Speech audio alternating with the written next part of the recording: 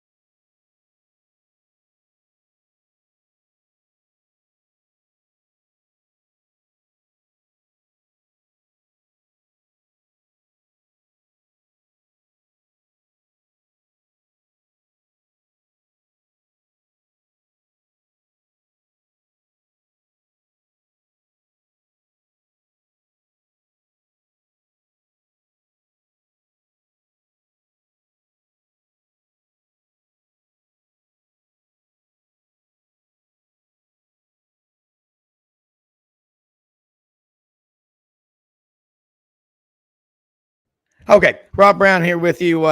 Einstein here. Albert E. right here with you. Had the mute button. Thank you there, Mitch Davis, down in the top of the sip. God help us. It is Tuesday morning, August 1st, 2023 AD, year of our Lord. What a great day it is. First day of August, college football practice. Hell, this is day 3 in Gainesville for the Florida Gators. I was watching the Buddy Martin show, the new and revamped Buddy Martin show last night. It was awesome. Franz Beard was on there.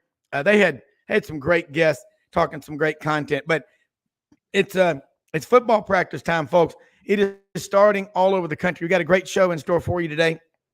We're broadcasting live from the bunker above ground in beautiful, hot, humid Cross County, Arkansas. 30 minutes. I'm here 30 minutes from downtown Memphis on Front Street, where we can be walking on the cobblestone streets and have our truck broken into with relative ease. And it's awesome. You got to love it. You can get a Memphis window. That's a garbage bag with duct tape on all 4 corners. You got to love it. But, hey, we got a lot to talk about today. After Mitch Davis, Jason Caldwell checks in with us inside the Auburn Tigers. There's movement in the aisles in the Auburn recruiting class. I told you, Hugh Freeze, the guy can sell ketchup popsicles to a lady in a white evening gown with evening white gloves. Amazing. Hour number 2, George Plaster checks in. Plaster Sports up in Nashville. Man, this guy, he's incredible. Lot of incredible information coming out of George Plaster. And segment number 4, Rodney Orr, Tighter Insider. Get your Tighter Insider. Always $48 a year. You cannot beat that price. And tonight, Tuesday night, 6:30 p.m. Central on YouTube, Rodney Orr and Gary Harris, Tighter Insider TV. Check it out, 6:30 p.m. Central on YouTube. It's a great show, regardless if you're a Bama fan or not. It's just a lot of college football information, okay? I'm not even into my first cup of coffee yet. I'm going to do this. I'm going to bring Mitch Davis in right now. The man, he's Milburn Drysdale's nephew from the Beverly Hillbillies. He's a banker. He down there, Republic Bank in Mississippi, doing his thing.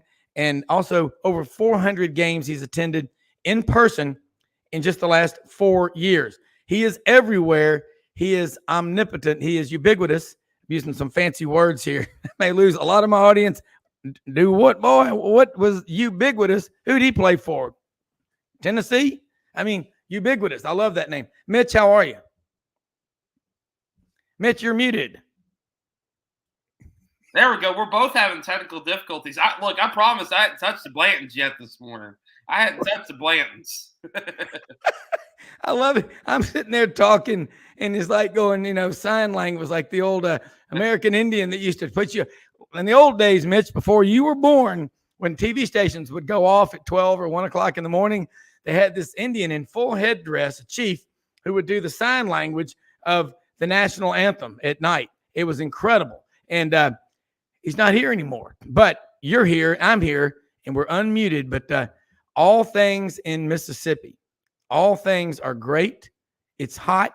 And anyone that complains about the weather in Mississippi in August, you know what? You're obviously not from here.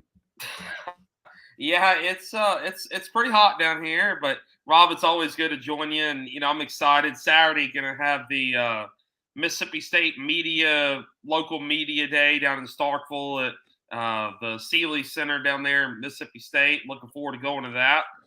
Then Saturday afternoon, head over to Taylor Grocery in Taylor, Mississippi for some of the world famous catfish. I've never been. I'm gonna go with Jared Redding, who covers Ole Miss, and we're going to kind of record a podcast down there and talk Ole Miss, talk Mississippi State, and it's going to be a real fun weekend, Rob. I'm looking forward to it. Got some bourbon already purchased, and man, college football's in the air, baby. It's August 1st. We're watching the death of the Pac-12, which I know we'll probably talk about. And I know that that's probably a sensitive subject to some out west, but for those of us who have followed college athletics, who have fought the good fight, when COVID was going on and the Pac-12 tried to cancel football during that time. It's kind of a sweet, bittersweet revenge happening on the Pac-12 right now. And I'd hate to admit it, but I'm kind of enjoying watching the demise of the Pac-12 right now. Well, look, I don't want to see football fail anywhere, but then again, what they did to college football in 2020 and the draconian lockdowns, it was disgraceful what they did. And they didn't start playing football till November 7th. And I will say this. There are a lot of people are moving out of California, not just businesses that are moving, but it's student athletes that are going around the country. And they brought this on themselves. Whenever you have elitist pinheads running universities, which there are a lot of, but in the South, the Board of Trustees basically run the universities, not elitist pinheads.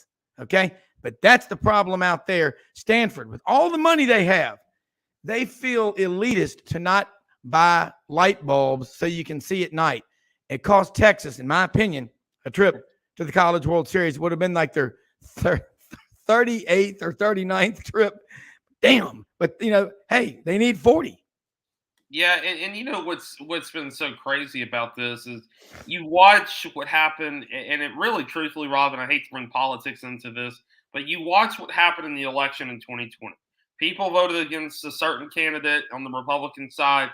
They realized that, hey, the COVID lockdowns, the Democratic ways of doing things were wrong. And we've noticed that in college athletics. Now we're seeing kids, like you mentioned, move to go play high school ball at IMG Academy in Florida.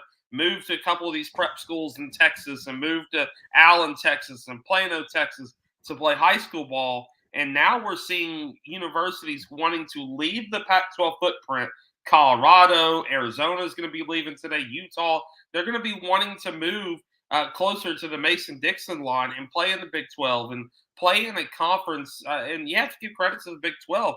Instead of killing over and dying when Texas and Oklahoma left, They said, hey, screw it. We're going to go out here and get the best what's available. And, Rob, I think we'll talk about Memphis today as well, where Memphis kind of falls into this. But it's so interesting to watch the landscape, not only of college athletics, but where our country is heading in the next year and a half to 2 years with all of this different landscape changes in college athletics. Well, look, this is a text that just came in from Ric Flair, the Nature Boy. He says, while you boys are lamenting the possible imminent death of the Pac-12, don't rule out a similar fate for the ACC. Yeah. Now, I don't agree with that. I hope it doesn't. I don't want to see any conference fail, but you know what? The Pac-12, shame on them, what they did. And you know what? This is what happens. They think that they speak for all of their members, these elitist psychos, okay, that shut these states down. The worst thing that ever happened was for people to stay at home alone with the doors locked, wearing a dang, wetsuit and a face mask and a scuba gear, alone and going broke. I mean, you know where the biggest growth in the economy is right now? Probably mental health, treatment. But I mean, sports they mean a lot to us. I mean, look at fan bases. We support them. You see it. You name the school. As long as they're wearing your colors, you're happy to go support them and see them play. And, when Southern Cal and UCLA, hey, the Pac-12, Larry Scott, the former commissioner, was terrible. They couldn't even get a deal with DirecTV worked out in the LA basin for Pac-12 coverage. And that network, it's the worst network of them all. And you thought when George Kliavkoff came from Las Vegas, the entertainment background, things would get better. They're not. And that's what's so crazy is you legitimately watch the collapse of this conference and potentially the ACC.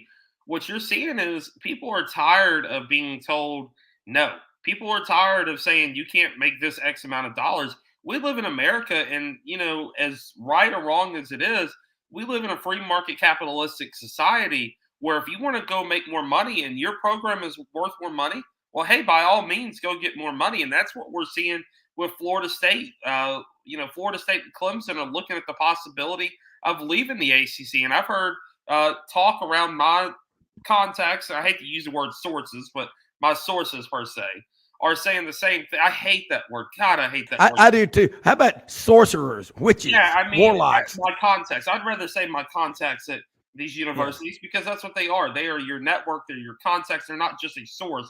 They are your contact, and we can get whatever. Yeah. But my contacts at Florida State that I've pretty well gotten to know, through covering Florida State in basketball, covering Florida State in football, getting to know Mike Norvell at Memphis and now at Florida State.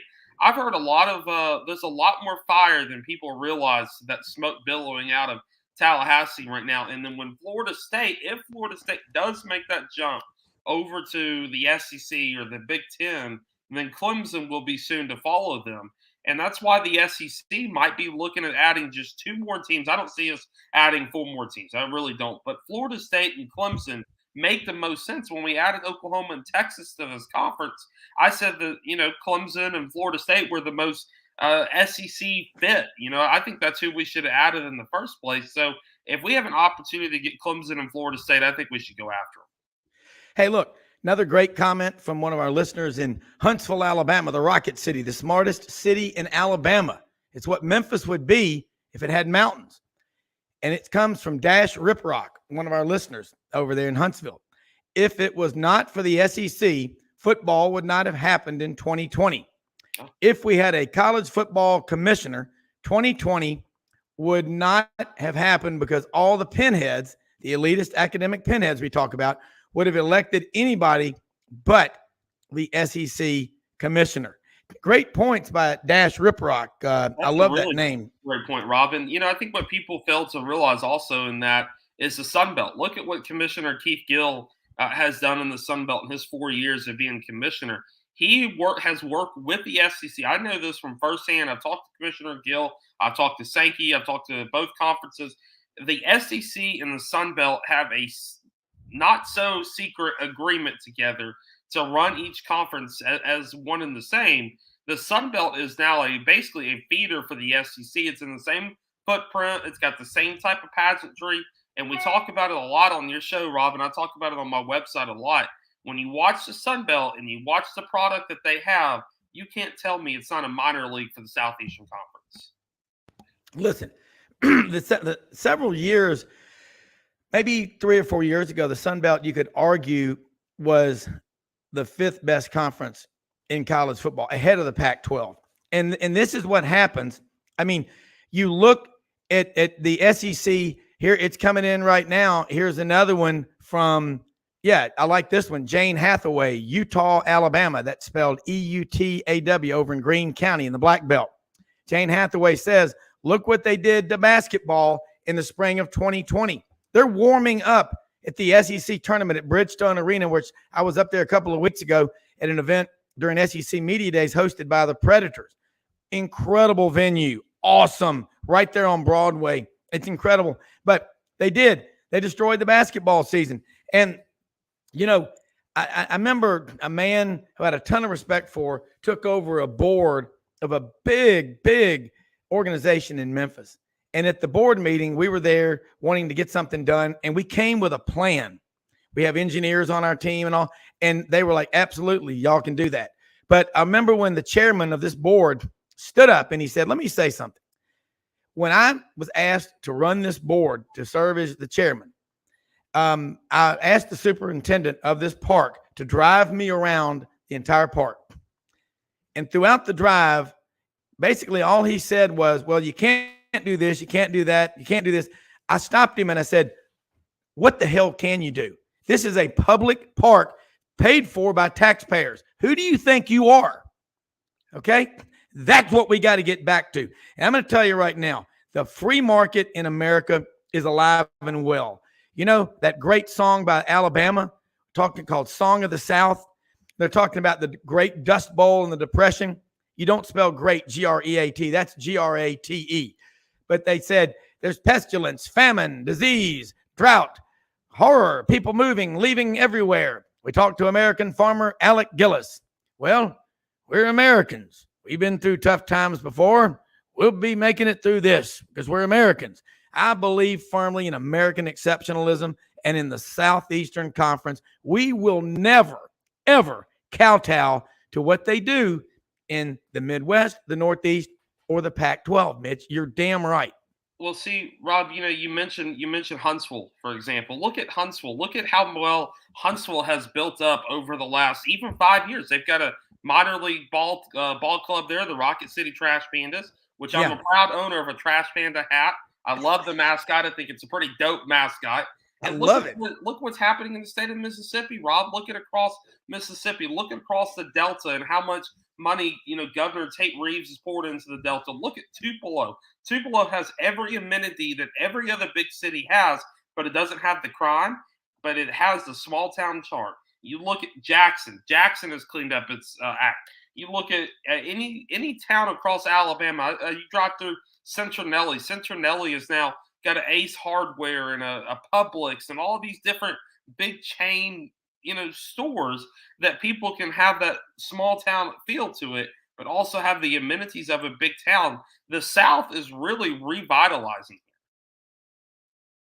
Mitch, you said Citronelli. You talk about Citronelle, Alabama? Centronelle. I call it Centronelle. Yeah. Well, that's good for getting rid of mosquitoes, isn't it? Isn't that good for getting rid of mosquitoes, which I'm trying to swat over here at the farm?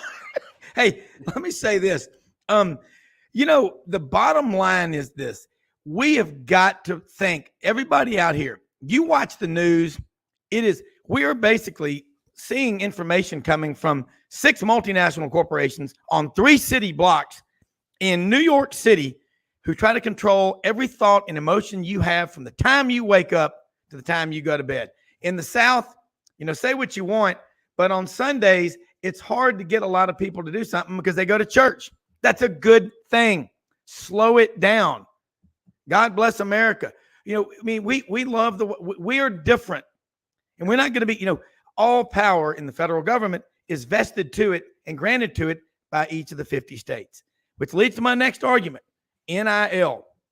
Mitch, what are we going to do about Texas? They don't care what the NCAA says. They're like, we are Texas. We have 30 million people that we know of. I hadn't checked the turnstile count this morning. But bottom line, you know what? Greg Sankey needs to come out and say, hey, we forced Mississippi and Georgia to change their state flags if they wanted to have any SEC championships in those states.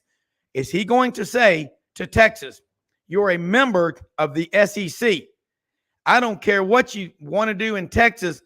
We got to have everybody in 12 states, 16 conference members, singing from the same music pages, don't we?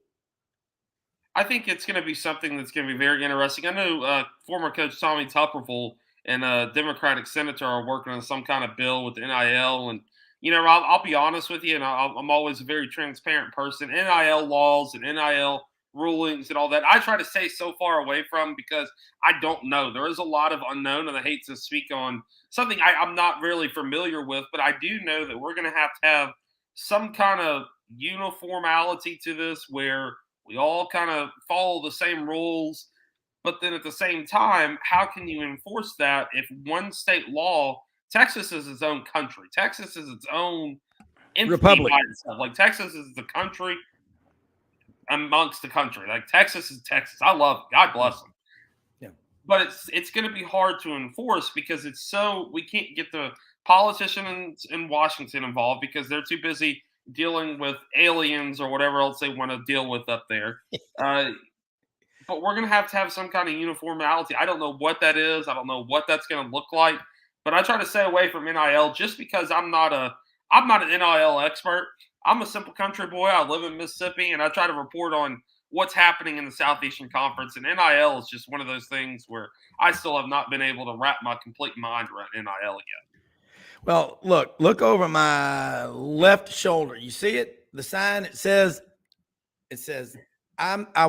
my goal in life is to be the kind of person my dog thinks I am. I think we all need to work on that. Mitch, we're blessed to have a lot of listeners and a lot of viewers out there, and they like what we're saying. But I mean, I speak from the heart, and you said something. I'm going to be honest with you. I always tell people when they say that, I go, when you say, I'm going to be honest with you, are you telling me that when you don't say that, you know what I mean? I mean, it's like if somebody has to tell you what a good person, what a good Christian they are, my back's to the wall. Prove it by how you treat people. Watch how you treat people. Watch how people treat people who can't do a damn thing for them. That guy on the street that has no money. You don't ever know, but you may give them $5 and they go get a meal and they feel better and they get a job. It changes their lives. Words are like bullets. You can't take them back. But I'm going to tell you, you're on fire today. Yeah. With me being, I'm about to be 27 in 19 days. If somebody came up to me and offered me $10 million or whatever it is to come to insert school, Texas, we'll say Texas. So somebody said, hey, I'll give you, $6-7 million to come to Texas. You're going to be a great football player or whatever. I would take that money. So from a perspective of a young reporter and a young guy in this business, I look at it as, hey, I'm 27. I don't necessarily have all the experience that, you or my dad has with money. I would just take the money. That's what we're seeing now. And it really is. It's kind of funny to me because, you saw it at media days, but there's such a generational gap in people's stances on NIL. Like the older generation, they're, kind of anti. I talked to Bill Curry. Bill Curry said it's the worst thing ever for college football. But then you talk to younger guys, you look at Shane Beamer, you look at Josh Heupel, you look at those guys, they don't make excuses. They just open up the pocketbook and say, hey, if you want to come to South Carolina, you want to come to Tennessee, we can get you the money to get you here. It's one of those things where there's not a whole lot of middle ground. You're either one way really extreme or you're the other way really extreme. And I try to be middle ground just because I try not to study state laws as much as other people do. Well, Mitch, let me say this. I was there, and my kids are 23, 24, 27, and 34.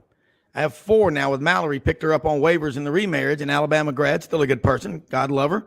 And now I got the granddaughter, Chandler. Question is, will she be raised an Alabama fan, a Tennessee fan, an Auburn fan, Georgia Southern with her dad, Tyler? Who knows? But we're all in the family. But let me say this.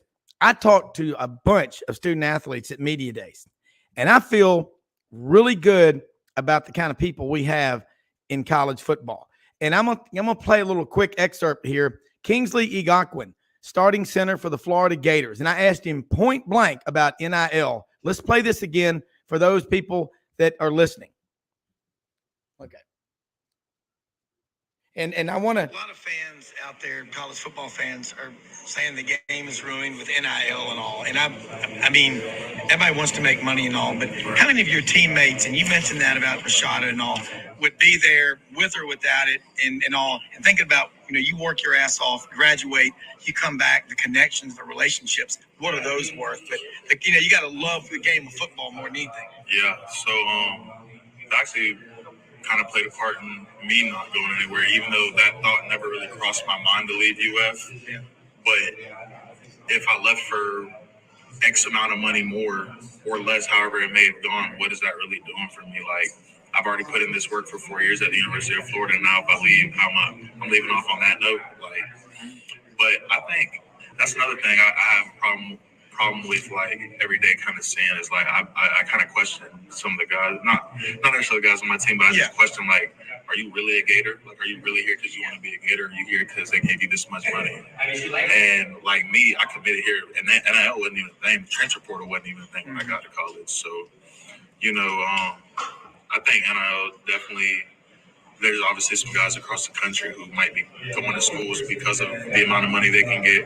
But I mean, it's kind of hard to say. I personally don't think that's the right reason to go to a school, especially when everybody's paying NIL. Like it's a common thing across all schools. So I think guys committing to schools because of money is kind of ridiculous in my opinion. But okay, now those are the words of but one individual, sharp young man, Buddy Martin, Franz Beard, Ben Troop, Allie Peak Wilbur on GatorbaitMedia.com. Allie Peak Wilbur loves this. You know, her husband played on the 06 Gator National Championship team. Her brother played on the 08 team. Her father played in the early 80s with Wilbur Marshall when Charlie Pell was there. Her grandfather played for the Gators. But he wasn't the only one. And I'm telling you, the free market is the free market. And what that means is there are only so many people out there that are going to throw money at this, and they're not going to have the return on investment. And ultimately, if all you've got are a bunch of ringers that are out there collecting bounties, you're never going to have a team culture. There are going to be a handful of guys get some money, but it's going to end up being just like the Olympics. You'll have a Michael Phelps, a Mary Lou Retton. You'll have, Lance Armstrong, and that didn't end well. But there'll be a few people like that. But college, as Ivan Mazel said on this show a couple of years ago, it's all about the laundry. You can say, well, these kids, the coaches make all the money. Damn right they do. They're 45, 50, 60 years old. When you're 18 or 19, you're not the boss. And we have flipped society and our culture upside down on its ass. And you know what? You tell an 18, 17, 18-year-old kid, then, go somewhere else if you want $1 million. I mean, I know there's going to be some NIL. That's part of it. I get it. But at least if you're going to do it, put it in an age-banded trust or an incentive-based trust. What would I have done when I was 18 years old with $2 or $3 million? I would have put it in the market. I'm around Mississippi State and Ole Miss a lot more than I am other programs. And that's one thing that I'm going to say about Mississippi State right now is, everybody's concerned about Zach Arnett. What is Zach Arnett going to do? What's he, is he going to be able to win the locker room? I'm going to go to practice on Saturday and probably next week I'll get the golf tournament in Memphis. But this weekend I'll be at practice for 4 hours. We got a 4-hour practice when I open to the media. And what I've heard from my people, my connections out at Mississippi State, have said that the players have bought in. Will Rogers, obviously he's got a big NIL deal. Some other players have big NIL deals. But what they're doing is giving back to the community of Starkville and the surrounding areas. Because, Rob, you know this, West Point, Columbus, there are a lot of rural areas through the Golden Triangle that are hurting for money. And Will Rogers is donating a large part of his NIL stuff to some of those, organizations that support the Golden Triangle. But Rob, what I'm excited about this football season, unfortunately, I do have to get off here shortly because I gotta record a podcast with Connor O'Gara from Saturday Down South. But love that guy; he's awesome. It was funny, Rob. So he tweeted out that he was dreaming that he was at Kyle Field watching a field storming today. Well, I dreamed last night, and I woke up to this, that I was interviewing Peyton Manning talking about his legacy at University of Tennessee. And so it was kind of funny. We went back and forth on Twitter, and I'm sure we'll talk about it on the podcast. But, Rob, I can come on Monday or Tuesday of next week and talk about what I've learned from the practice at Mississippi State. And then also, if you need some golf coverage next week, themitchdavidshow.com. I'm going to be on site at the not WGC anymore, the FedEx St. Jude Invitational. All week long from Wednesday through Sunday. Going to be covering the golf tournament. Got a lot of SEC guys that are going to be playing. So it's going to be a lot of fun. I look forward to being back home in Memphis for the weekend and going to go eat some Central and some commissary and have some banana pudding. Well, look, that golf tournament is a great event. It takes a lot of volunteers to make it happen. And you know what? Man, I'm getting a lot of reaction from listeners and viewers out there in the wilderness. But I'm going to tell you, the South is a unique part of the country. It's a unique culture. A couple of things I've never seen. Mitch, I've yet to meet my first friend or anyone I know that has ever renounced their U.S. citizenship because they can't stand this country anymore and moved to another country. You know what? They're all talk. They're like a bag full of farts, just a bunch of wind. I tell you what else I've never seen. I've never known anybody that moved from the South up north, other than to work maybe in New York City for a while, and they get out as quickly as they can. Over 500,000 people in the last 3 years have exited New York City. Okay. And you know what? You can get a great couple of T-shirts at Hewlett and Dunn Boot and Clothing Company on the historic square in Collierville, Tennessee. You know what they say? Don't California my Tennessee, and don't California my Mississippi. And another one is don't tread on me. I like that. I love that. Rob, and obviously it's been always an honor to come on with you. But and I've said this before, but as I've moved further south, and the further south I go, the more times I visit Lower Alabama, the real LA. The more times I head down to Texas and head down to coastal Mississippi and visit Biloxi, and the more people get genuine, and the more genuine the people get, because people down here, all we got is hard work, the Lord, and football. And it's usually in some kind of weird order of that. But in the fall, as now we approach the college football season, football takes precedent over a lot of things. My wife and I were talking last night. We were laying in bed, and we were going over my schedule for the fall, because obviously I'm going to be at a lot of games in Starkville, some games in Ole Miss. And Rob, I'm going to try to get over to Auburn, maybe with you or something, to go see Auburn play. I want to go see my boy Hugh Freeze. But I was going over my schedule, and she said, hey, that's fine. Saturdays for you, and Sundays we're both big diehard Saints fans. So we're going to try to go see the Saints at least once this year, and we'll see. I mean, we got Derek Carr as the quarterback, so God help us. Well, look, it'll be fun, Mitch. We got to get you back on here again next week. Love this time with you, and I know you had the podcast with Bill Curry last week. I mean, that's a great one, and you're working on being a true grit journalist, and you're going out and you're finding the stories, and you speak your mind. Never use that term. I'll be honest with you. Just be honest. And I know I'm messing with you, but we need more truth brokers. That's what we need. We cannot have these Pollyannas, these people that are muzzled on whether, I don't care if it's ESPN, Fox, whatever, that are muzzled. Yeah, they're getting that big check, and then you're going to sell your soul. The real truth is coming out on podcasts. I don't notice Tucker Carlson running back to TV to be censored. I don't notice Megyn Kelly running back to TV to be censored. Freedom of speech is alive and well, and thank God we've got it. And there are a lot of people in the ground who fought to preserve that right. Don't ever, ever say that you hate America unless you've got your bags packed and a one-way ticket out of here. I'll buy you one. All of our listeners will, because you know what? It's the greatest country in the history of the world, because we got great guests like Mitch Davis. Tell them how they can follow you and keep up with you, and let's do this again soon. Absolutely. So thank you so much for having me on. As always, you can find all of my work at themitchdavisshow.com. The podcasts are up there. They're on YouTube as well. And then, Rob, I'm going to drop this on your show. The podcast, starting with Connor O'Gara, is going to be making a return back to SoundCloud. I've decided to use SoundCloud and YouTube. I like how that kind of mixes together, and like how that feeds into Apple and other various sites for podcasting. Yeah. So the podcast will be back found starting this week on SoundCloud, The Mitch Davis Show. So check it all out. I'm going to be at the golf tournament next week, and at the Mississippi State practice. And I will say, Rob, before I let you go, The Mitch Davis Show on Instagram, I'm really trying to drive the force behind that. I'm going to be posting a lot of different videos from practice at Mississippi State, and also practice at Ole Miss as well at the new Manning Center. So go follow The Mitch Davis Show on Instagram. I would really appreciate it. And Rob, I'll look forward to chatting with you next week and giving you a full rundown of everything. Yeah, Mitch, I was going to say, wish you could stay on. Our next guest has had their internet crash where they are. It's like going, I'll be yelling at the clouds here for a few minutes. But that's the one thing, I'm not so sure of them aliens saying, Mitch, do you believe in Bigfoot? I've seen Bigfoot. Where?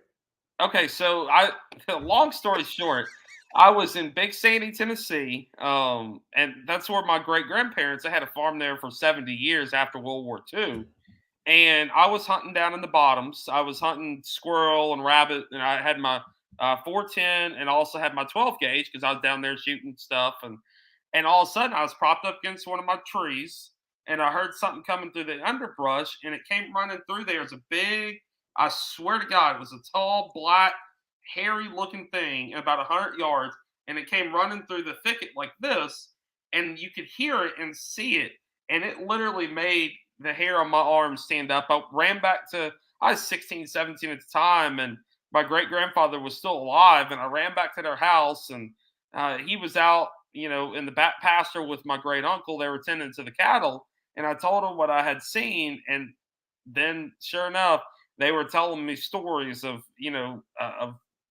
years of stories of seeing Bigfoot and seeing tracks there in Big Sandy, Tennessee, and I do believe in Bigfoot. I know that sounds crazy, but there's a lot of things in the backwoods that people have not seen yet. Just like in the ocean, only 5% of the ocean has only been explored. There are things out there that we have not been caveat to see yet. Yeah, I mean, and it's like Audrey said. Did we really go to the moon? Richard Nixon got right through in 1969, July 20th. Hello, there's Mr. Armstrong, President Nixon here. How's the cheese? Okay, we got through direct call in 1969 to the moon, 250,000 miles away. That submarine, that submersible a few weeks ago that sadly exploded going down to see the Titanic, wasn't even 2 miles below the surface, a little over 2 miles. They couldn't contact them. Yeah. Well, Rob, and I don't know. It's just there's some weird things in this world. I'm just saying weird. I've got some family history in Appalachia. I've got some family history in Appalachia and Eastern Kentucky and Eastern Tennessee. There is stuff in those Appalachian mountains that you don't. There's a reason you don't go out at night and add the deep Appalachian mountains, because there are things in them mountains that I promise you will kill you. And if you hear Eastern Kentucky, if you hear your name being called at late at night and you're in the Appalachian Mountains, no, you didn't. Get your butt back inside, because no, you didn't hear your name. Get your butt back inside, because there are, like I said, there are things in the mountains that it's a true thing. We'll put it like that. I don't want to jinx myself. Well, yeah, I mean, and there's some alcohol involved when you get out there in those woods. Moonshine. By the way, that show, Moonshine Still, is as bogus as a $3 bill. Do you think, honestly, people are going to give away where there still is? I mean, I don't let anyone know where mine is. I mean, but anyway, Mitch, I know you've got to get going with your Republic Bank work. Again, appreciate you being on here. As always, I have a ton of respect for what you're doing, and I love your truth broker side. We need more of it. Thank God for you, state of Mississippi, and recognizing the South, this culture, and it is the people in America that love these sports. It's really, really cool. But Bigfoot, as far as I'm concerned, I think he's just a big old ape with the mange. That's just what I think. I'm going to ask Dr. Waller May about that one. But anyway, Mitch, take care. We'll see you in a few days. Rob, thank you so much, man. Y'all have a great one. All right, you too. We're going to take a quick commercial break with some of our advertisements, as Nigel calls them, advertisements from our wonderful sponsors like Rumble Boxing Gym, 1835 Union Avenue, Midtown Memphis, at the corner of Union and McLean. Open every day of the week. Start the classes weekdays 5:30 in the morning, a little bit later on the weekends. Great membership prices, $149 a month. It's unlimited. You can go in there. You can buy packages for 8 classes or 4 classes, whatever. But the classes are 45 minutes long, 15 3-minute rounds of calisthenics like burpees, star jacks, jumping jacks, dips, planks, dumbbells. And then you switch and you do another thing for 3 minutes. You hit that bag, man. Hook, jab, jab, punch, punch. 250-pound teardrop punching bags that are easy on your hands, your metatarsals, these bones right here. Dr. Tyler Ellis, our orthopedic surgeon, if you're listening, I believe those are metatarsals, or Dr. May. But anyway, rumbleboxinggym.com. Check them out on our website. Join today. It's the greatest workout. It's like swimming, but you're on land. rumbleboxinggym.com. We'll be right back.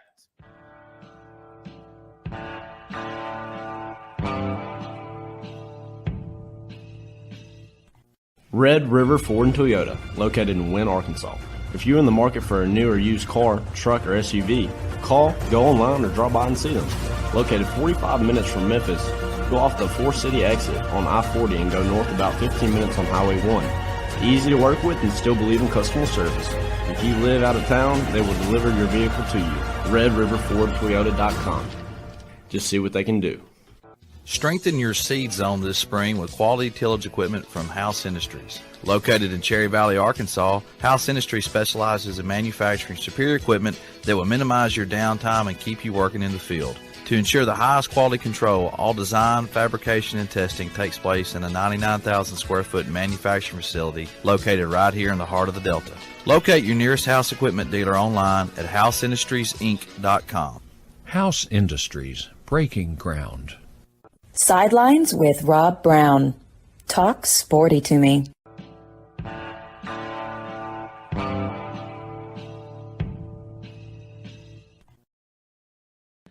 Okay, Rob Browne back here with you on this Tuesday morning. And Jason Caldwell was supposed to be with us, but he's having interrupt this program to tell you we're having special technical difficulties. Jason Caldwell inside the Auburn Tigers. We were hoping to have him report on all the activity that's going on down on the plains in recruiting.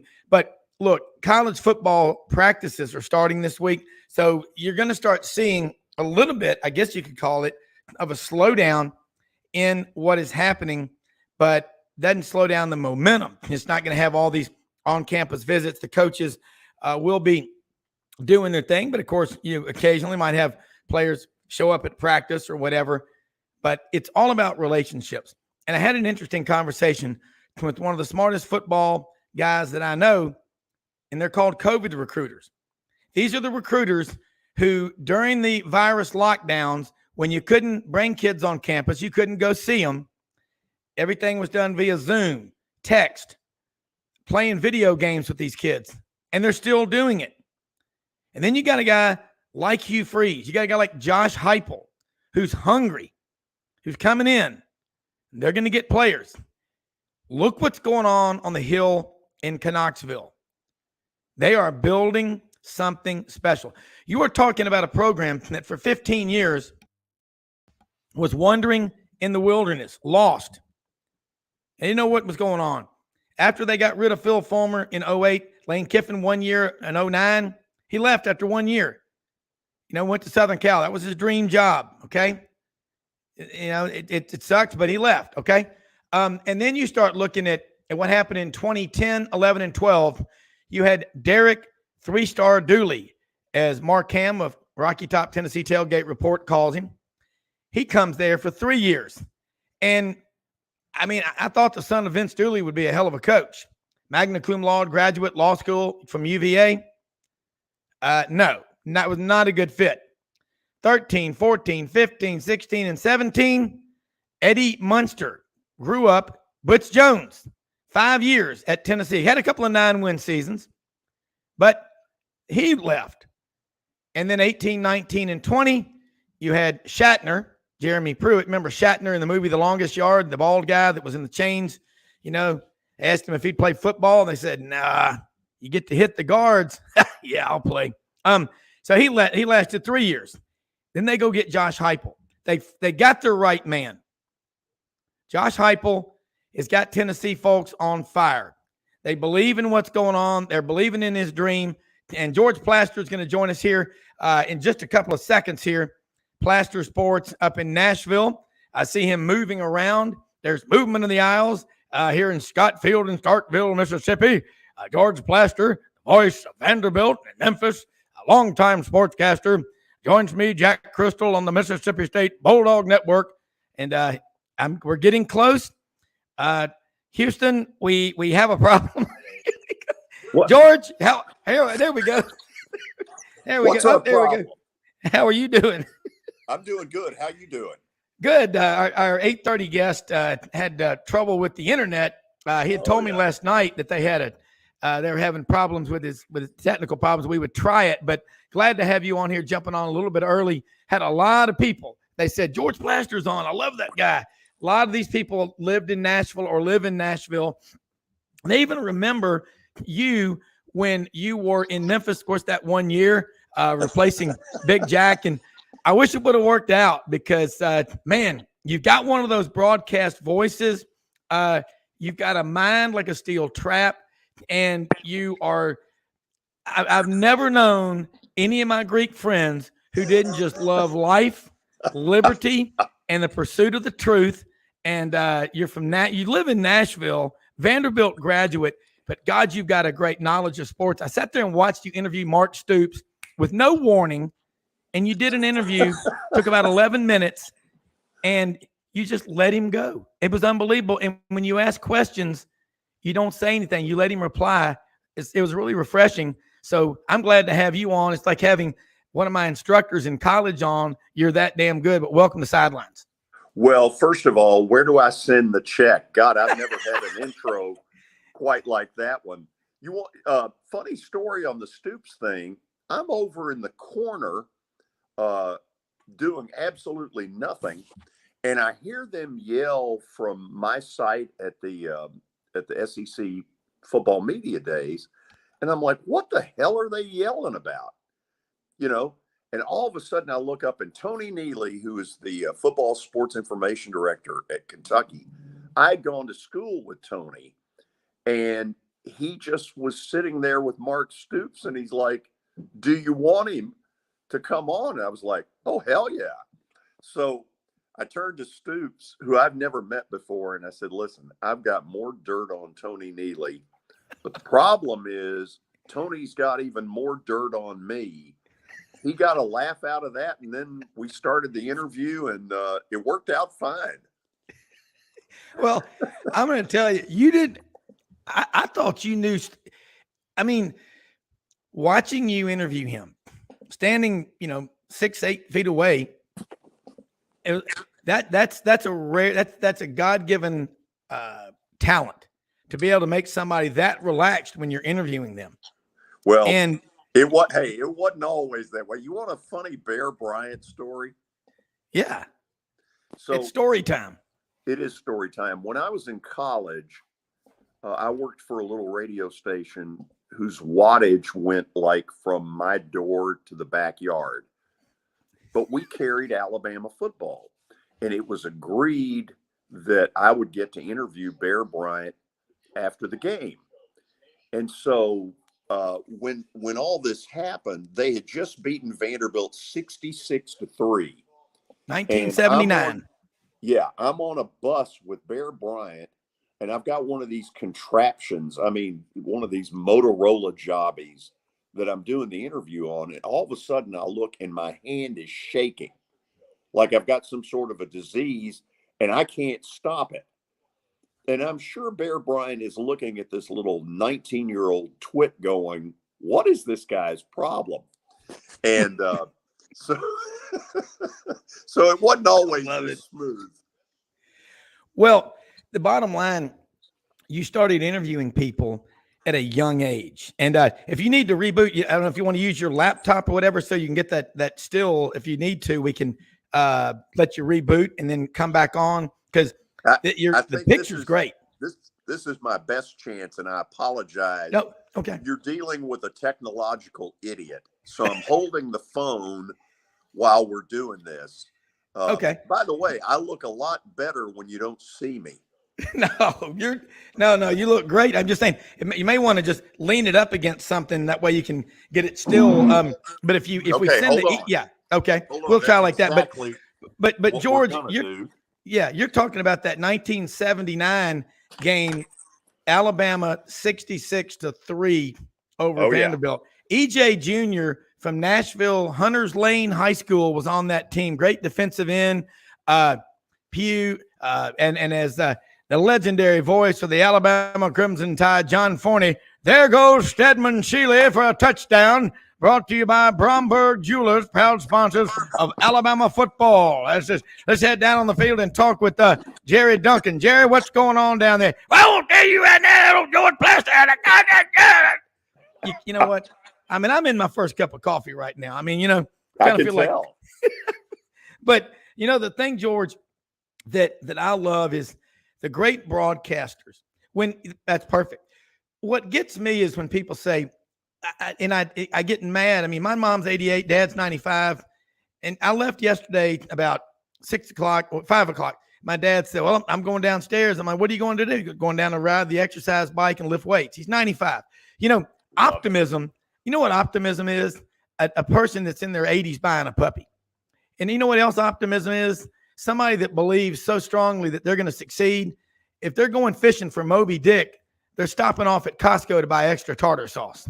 I mean, that's the kind of – but I love your stories and the richness in your voice and your character and what you say, because I've always known who you were. And I was like, George Plaster, and I was like, holy cow, you know, and I got into talking to you up there. But what I love is you appreciate – you understand the Nashville sports scene. You understand Vanderbilt, the SEC, Memphis, the Titans, the Predators, the Sounds, everything going on up there. And here we are. Everybody's running around like a chicken when you cut his head off. I mean, that's not something I do every day, but I've seen it done. We're going to get through this, George. In the late 60s, we went through integration. Oh, what's going to happen? It's the best thing that ever happened. It pulled people together closer in the South. As Coach Dye said, ain't nothing the federal government, anything ever did ever pull people together like college football, because you're working side by side like I did, you know, down in South Georgia as a kid, black folks, white folks, it didn't matter. We're people, we're Americans. And we're going to get through this with substitution rules in the late 60s. God, you remember 1984? My dad will tell you in the 50s, when they put college football on TV, you know what the fear was? Nobody will go to the games. They'll watch them. 1984. Yep. CFA decision, Chuck Ninus, Oklahoma and Georgia sue for the right to get all the games on TV. And look what happened. All the stadiums, every stadium in America has expanded multiple times since then. People, you know, you watch Guy Fieri, Firehead on TV, you know, dive-ins, dive-ins, and diners and drive-ins, or whatever.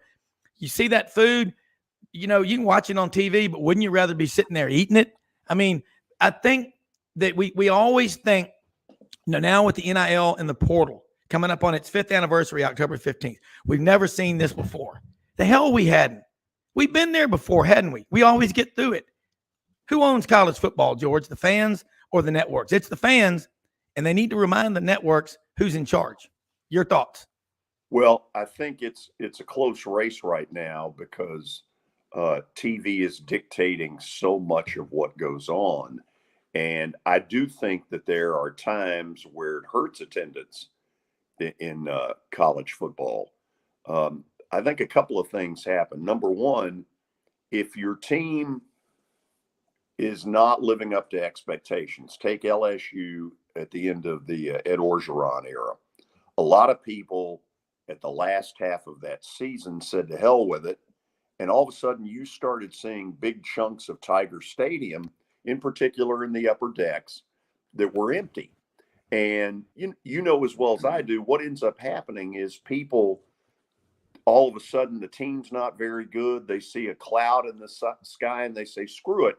You know, my HD television is better than, you know, the sight line of where I am at Tiger Stadium. And so it's a delicate mix that right now I think is a little bit out of skew. Since you brought up TV, for instance, the Tennessee-Virginia game is in Nashville. And when the start time got announced, it's the opening weekend of the season, Labor Day weekend. And when it got announced as 11 o'clock in the morning, well, you can imagine a group of fans going, I don't want to sit out in that sweat box. And I do think that television's got to get real about it and admit to themselves, okay, in the first couple of weeks of the season, we're going to play day games up toward the north where it's a little bit cooler. And down in the south, they're going to have to get real about it and say, we're not going to start any of these games before 6 p.m. Central. To me, that's the only fair thing, because what's going on is they're still charging top dollar. But now they want you as the fan to accept problems because it helps television. And I think there's going to have to be a mix. You know, I think people like Sankey are going to have to approach the networks with a better thought to what's going on, because they have basically told the fan, screw you, TV, dictates everything. Yeah. And, the 11 a.m. game, I call that the timeout game. Yeah. I mean, it's I think you're contractually obligated to play at least one 11 a.m. game. Every SEC team is. Right. Alabama had to play the 11 a.m. Steam Bath Special in Austin, Texas at Del K Royal Memorial Stadium, and damn near lost that game, but it was hot for both teams, the same weather. But James Ralph Shug Jordan, who I grew up, that was football to me at Auburn, famously said one time, football is a game to be played on natural grass at 1:30 p.m. in the afternoon on a Saturday. End of discussion. I mean, we wish we could get back to that. But, I mean, here's the deal. How about if you live in Mobile, the port city, and you're coming up to watch Alabama play or Auburn, and you want to get back because the cost of hotels is like $1,000 a night or whatever. You can't get one anyway, or you stay at one where the water comes out and it's brown. It smells like, sewage. I mean, your choices are feast or famine. If you got an 8 o'clock kickoff with all the timeouts and reviews and everything, it's midnight before it's over. Yeah. Don't forget there's some traffic. So you're going to get home about the time the sun comes up on the Gulf Coast. And, if you've got a list of things to do on a Sunday, which most people do, you got 3 or 4 kids, I mean, you're wasted. Okay. You're going on fumes. But the 8 p.m. kickoff, we love to watch it, but I mean, for the people that go to the games, it's tough. And I think the 11 a.m. game early in the season should be banned. I mean, Warren Whitaker famously brought it up in a chapter meeting one time at 715 West Magnolia at the Sigma Newhouse. He banned beef stew ever being served again in the kitchen. It was so god awful. and he got unanimous support on the floor.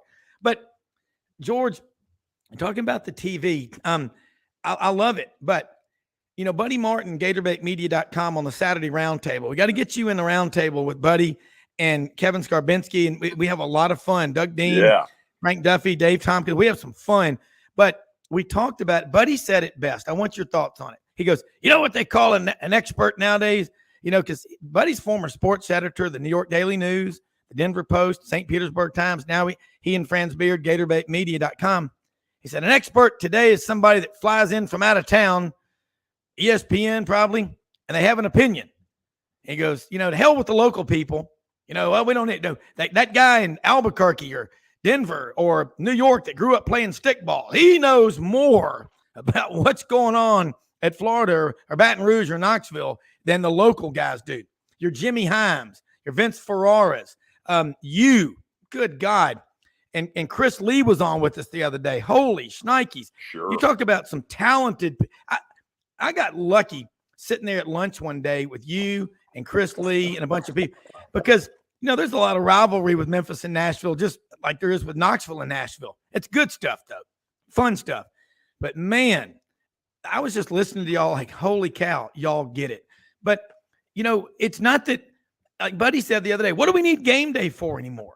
What do we do? Does ESPN got rid of Wojciechowski? They got rid of David Pollack. They got rid of some really good people. And I hope David ends up somewhere. He's from Banneker over there in College Park, right out, in Metro Atlanta. We got to be careful. And getting rid of someone for whatever, especially because they're older, don't forget how much knowledge that they've got. I learned more as a financial advisor from a man named Jim Vance as a young financial advisor 30 years ago at A.G. Edwards. And he and, God, several of the older guys used to say, don't ever send a piece of mail out of this office without your personal signature in the upper left-hand corner. Because they'll look at that and they'll go, man, somebody that knows me sent that to me. Age and wisdom overcome youth and stupidity all the time. My dad tells me that every day. And you're talking to a man that wore a jock strap on his head as a headband on the handball court. That's pretty crazy. I'm not kidding. Years ago, Sankey hired C.M. Newton as a consultant. And I had a very close relationship with Coach Newton. And we really, in the later years, traded a lot of barbs at each other. And it was all in good fun. And so one day I said to him, I said, "So you're a consultant. What exactly does that mean?" And he looked at me and he goes, "A consultant is a person who is paid to do absolutely nothing." I loved it. I like that. You know, in the radio business, this was an area that I struggled with because, you know, I had been in this market, grew up here, and I felt like I knew the market better than some guy from Baltimore. Yeah. And so when the guy from Baltimore is telling you, you know, you need to do this, you need to do this, you need to do this, your first reaction is, well, then why don't you come down and do it? Since you've got all the damn answers, you come down and do it, and let's see how it plays out. And you know, it's one of the tough things. I'm not saying consultants don't bring certain things to the table that can help, but a lot of times they don't know squat and they don't know anything about your market. You know, Memphis and Nashville, totally different markets. How's that guy in Baltimore who's a consultant going to know that? Yeah. Unless he's down there, boots on the ground. Absolutely. Yeah. I mean, would you compare it, George? Would you compare it to like satellite imagery from space? I remember August of 1990. I was a reporter, Columbus, Georgia, covering Fort Benning. And that's when the news broke that Iraqi troops were amassed along the Kuwaiti border. And all these satellite images were coming in. And I'm there at Fort Benning where 116 different countries send their troops for training. I remember being around some pretty smart people. And they said something I'll never forget. And that what George H.W. Bush, then president of these here United States, said, we can have all the satellites in the world from 50,000 miles in space or whatever it is, but we cannot measure and truly know the intent of those troops on the ground unless we get on the ground and find out. Absolutely. And that's what a local look. I have so much respect for the local writers who bust their ass, radio guys. We think that because we have smartphones and all this technology that we don't need people anymore. This AI stuff, it doesn't scare me because scared man ain't never want to fight, as a guy famously told me, parking my car 4 years ago at 7:15. But I'm just saying this. We got to be careful of looking nationally for all the answers. Because I watch a guy, I tell you, Roman Harper at Media Days. Yeah. I took a young kid from Nashville who is at MBA. He wants to get into broadcasting in this business. Took him upstairs Thursday afternoon when everything was shutting down. And we watched Roman Harper. I keep going back to this case, but it's true. Roman does this interview with a young reporter from WSFA TV 12 Montgomery. And at the end of the interview, he goes, hold on, one more thing. He goes, let me say hi to everybody back in Prattville, Alabama, where I'm from. Every coach, every teammate, every friend, pastor, family. Y'all all know me. He goes, y'all gave me my first nickname, the Roman Empire. He goes, everywhere I go, no matter where I go in my career, I never forget where I'm from. I'm a proud Prattville, Alabama Lion. That's what you love to see is people who are proud to be where they're from. And I'm not saying, look, I'll tell you a national guy that I enjoy having is Mark Schleybaugh because he lives right outside of Athens. Sure. First time I had him on the show, right after the show, he got up and killed a 12-point, 211-pound buck. Pretty damn good. I said, you need to be on the show more often. Yeah, exactly. But Mark's I like him. He's tough. I mean, listen, he gets it. He's going to dig for the story. But he's ESPN.com. He's probably the best one they have. Tony Barnhart. Now, he's in the South. He gets the big picture, but Tony still wears a coat and tie out of respect to the journalists that came before him, like Jesse Outler, Furman Bisher. And there's a lot to be said about that. And there's nothing wrong with respecting tradition. And try that in a small town. I wouldn't recommend it being disrespectful. I live in Memphis, but I spend a lot of time 30 minutes out of Memphis in a small town, Parkin, Arkansas, Cross County. People, black, white, everybody gets along. Hold the door open for people. Yes or no, sir. Yes, ma'am. No, ma'am. Look out for each other. We got to get back to that. You turn on ESPN a lot of times on game day or whatever, or just watch the national. Where were the people defending women's sports for people like Riley Gaines, who was on the show with us back in early June? And nobody. Now Samantha Ponder, now Sage Steele, even Maria Navratilova. God love her, man. She's come out, but we've got to get this emasculated culture out of here. And what you do in your show, Plaster Sports, tell people about your show, because I got a lot of questions for you, but I'm getting wound up talking to you, but you're a professor, you profess the truth.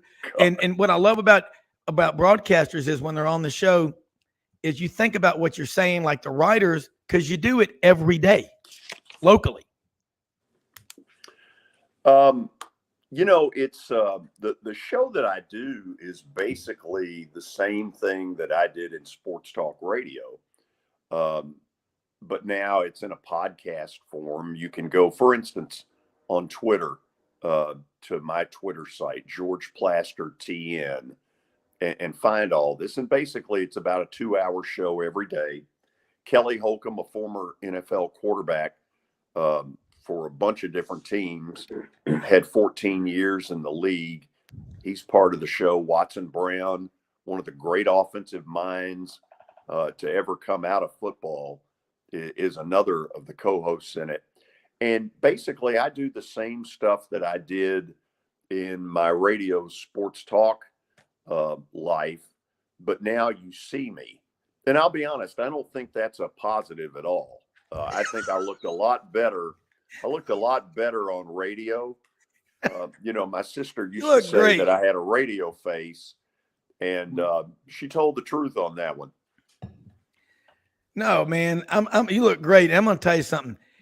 What I love is the people that can pivot and tell a story about CM. You knew CM Newton. If you didn't like CM Newton, it's because you never met him. I never met him, but from afar, David Housel, a mentor of mine, former sports information director, I still like the term SID. I don't like the term media relation directors because all I associate with them is no. You get the Heisman a lot from them when you request an interview or anything. They're like, no. It's the Heisman. Kind of like when you're drunk in a bar at 3 a.m. trying to meet the ladies. It's like, oh. But anyway, I go back to what David Housel said. CM Newton took him from someone he didn't like Alabama. Obviously, there's a lot of rivalry there, but he said, I grew to respect him because of CM Newton. That's the kind of impact. And his son, Martin Newton, is the AD at Samford. I mean, the guy's been at Alabama. He's been at Vanderbilt. He's been at Kentucky. CM Newton, I think he passed away in the last 5 years. Yeah, but 4 years ago. Okay, what a gentleman. Yeah. And you knew him. And you think about the journalist telling the stories of these coaches. Do you remember the days when you could call a coach up and say, I'm coming to see you, and sit in their office for, the morning and take a lot of notes, and there's a great story. It's a great conversation. Now, who knows the coaches anymore, George? I mean, the question is, who knows anything about these coaches? You know what coaches are known for now? The size of their contracts. People don't really know them anymore. Well, what about that? And how are we going to change that? Rob, to go where you're going, what really has gone on is that it's a lot harder to have relationships with coaches. I used to feel like that was one of the strengths that I had, was that I could get to know them, whether it was on the record information or off the record. It's a lot harder now, but I get some of it because, when I was growing up, it was either TV or radio media. And now it's 100,000 different podcasts and .coms. And so it's harder for the coach to give 30 minutes to each one of these. I mean, I see both sides of it, but the people that really lose in the deal are the fans who don't get to know through us what a coach is really all about. For instance, I think we'd all like to know a little bit more about Josh Heupel.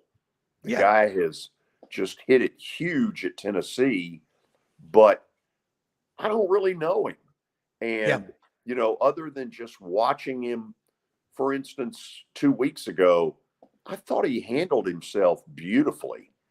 And, you know, I would love to be able to sit down with him and just say, hey, were you always this smooth in these settings? Were you always this comfortable?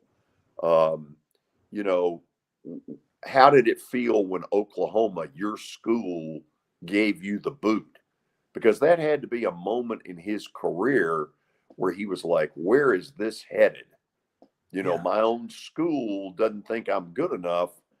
And apparently he took the attitude, screw you, I'll move on and show you. And while it doesn't matter today, it'll be a huge storyline in 2024 when Tennessee visits Oklahoma. All that's going to get dredged back up. But the truth of it is very few of us know the backstory because it's much more difficult than it used to be. Yeah. I love that narrative. Absolutely love it because you're right. You Buddy Martin talked about one of the guys that left Florida staff last year was barely there. And he said, you know, it's hard to say goodbye. I never knew you. And you think about long tenured coaches at different universities. When Ken Donahue left Alabama, you know, to go, I mean, and Ken Donahue, great coach. He had that Uncle Charlie from My Three Sons bowl haircut. He was great defensive coordinator. And when he went to Tennessee, it was like, wow. But you know why that happened? Because of the relationship, Tennessee and Alabama and that rivalry and all. You just did some things and brought some points up that so many people today don't even think about. You're going, how did that feel when your school, because he's from like Sioux Falls or Mitchell, South Dakota. You know, Mitchell's where Mike Miller's from, home of the Corn Palace. I've been there. The basketball arena built out of corn. It's another story. But, you know, you asked, that's a question that only a trained journalist, someone with, you know, gray matter in their brain can ask, because then you just shut up, let him answer. That would be a great question. You go to Central Florida, you know, someone told me yesterday, he lost the locker room there in year 3. Like he's going to automatically lose it in year 3 at Tennessee. I don't think people around the country truly appreciate a good question when it's asked. Well, First of all, get rid of the trained journalist part. Mine was all trial by error. You watch people, you know, you watch who the good interviewers are. I'd like to believe that I at least have enough intelligence, barely, to ask the question and then shut up. Because that's, you know, that's one of the keys when there are young people who will ask me about interviewing. I'll say to them, listen, make sure that you're a good listener, because you may be thinking about a next question, but if this guy looks at you or gal and says, oh, by the way, earlier today, I accepted the job at the University of Oklahoma. I'm leaving Central Florida. Then all of a sudden, you know, if you're so into your next question that you blow off the fact that this person gave you a scoop, you end up looking like an idiot. And so the whole, you know, this whole interview process, it's about listening. And, you know, in my early years, I was so busy as a teenager and early in my 20s trying to think up the right question that if somebody had just unloaded the scoop of the century, hell, I wouldn't have known it. Yeah. Well, you know, it's I do that in my job as a financial advisor since May of 91. You're listening to someone. Tell us about your family situation. Let them go. Dan Matthews, my friend, executive producer of the Chuck Oliver Show, Southern Sports Today, and Chuck and Chernoff over at 680 in Atlanta, the Fan, says, put the ball in the hands of the person you're interviewing, engage your guest, and let them go and get out of the way. I watch Paul Feinbaum when he interviews people. Guy's an incredible listener. I mean, someone told me one time, you have 2 ears and 1 mouth. Listen twice as much as you talk. I know I get wound up sometimes, but and I meant by training, you can't just go train it's on the job training. It's real, time in the trenches. And it's like with coaches. I've heard it said there's 2 kinds of coaches. There's the ones that stand and watch and say, go run this play, or the ones that get down in the grass and run it with you and show you how to do it. George, interesting point made here by one of our listeners, Warner Von Browne from Huntsville. I like that one.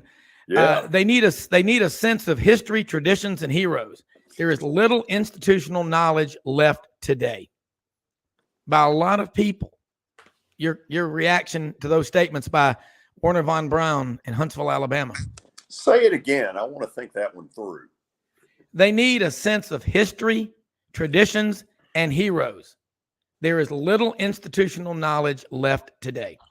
Yeah, I mean, he's right about that because we're now in a society where, look, I don't know what year it was, but I went from being a prospect to a suspect because of age. There's not a damn thing I can do about what my age is any more than anybody else can. But the fact that you reach a certain number doesn't mean that you're worthless. Right. If my dad were alive, he'd be saying, well, why didn't you say that back when you were in your 20s? Well, that's part of the learning process that I've got, not because I'm any better than anybody, but I've been around here for 30 years. I know exactly what it took for the Titans - Oilers to move here. I know all the political stuff that went on around it. And, a 24-year-old couldn't possibly know those things. It's not that I'm any better than anybody else. It's just simply I've been around longer. Yeah. That makes total sense. I mean, and you can take and extrapolate from all the complexities and the minutia in these stories and put it in the vernacular with ease. That's what a great broadcaster can do. Well, when you find that person, let me know who it is. Well, you can. And we all, you're right. What goes on behind the scenes? Mark Twain said it better than anybody. If you like the law or you like sausage, don't ever watch either one of them when they're being made. Right. I mean, Samuel Clemens be his name, but George, and what I see now, and again, we got to get you back on more frequently, like next week, talking about, what goes on in Nashville with Vanderbilt, what goes on at every SEC school. And, you do a show 5 days a week, 2 to 4 p.m. in Nashville. And where I'm seeing things going is toward podcasts. I mean, Tucker Carlson, again, he's in no rush to get back on TV, may have a non-compete. I don't know, but there's freedom of speech. He's not censored. Megyn Kelly, she went from Fox to NBC to podcast. She's in no rush. Joe Rogan. I mean, freedom of speech where people are going to find it. You do remember, you and I both, I mean, we're not that old. Thomas Paine, the pamphlet Common Sense, back in the pre-Revolutionary War times. It's called Common Sense. It was a newsletter that was put out. That's what's happening in the podcast. We can say things without fear of retribution. I mean, if we have an opinion, like, by God, where are the women standing up for women's sports? It's Riley Gaines, 22 years old. she's got more courage and more backbone and more resolve than the majority of adults in this country because they're scared to stand up. But look at her dad. Do you know her dad? I mean, I don't know him, but he seems like a really good man. Must be. Yeah. And she talked about her little brother plays at a small school in Kentucky, college football. Her sister's the number 1 ranked gymnast in the state of Tennessee. That's good parenting. My middle son told me this. So did my youngest one. Said, it's not the kids today that are the problem. We've got to quit whitewashing millennials, Gen Z, Gen X, whatever. Stop it. It's the parents that are the problem trying to be their kid's best friend. Somebody's got to be the SOB, crack the whip, mom, dad, whatever. But when I watch and I listened to you interview Mark Stoops the other day, you think that guy grew up in a house full of betas and brother Bob and Mike and Mark? I mean, that mother, when she goes to bed at night, I believe she's still living. My son Bob is the winningest coach in Oklahoma history. My son Mark's the winningest coach at Kentucky history. I made biscuits the right way. Yeah, pretty good family. Yeah. He seems to be in the perfect position because at Kentucky, I don't think there's nearly the pressure of a lot of schools. I think at Kentucky, the pecking order, best as I can tell, is UK basketball, Keeneland, and then Kentucky football. And so he's in a deal that a lot of coaches don't get, where 8-5 is okay, it's acceptable, it's good. We may throw a parade where, if you have that at the University of Texas, the next year you'll be an analyst at South Alabama. He's in a perfect setup. Now, if I had had a little bit more time, I might have asked him about his little feud with Calipari, because if you think about it, we know that he got in a snit, and then we've heard nothing since then. Has there been a warming up, or are they two people that go to their separate corners and just look at each other and frown? I don't know. If I'd had a little more time, that's an area I'd like to have gotten into. There you go. See, I mean, again, that comes from age and wisdom. Age is just a number. Mostly age.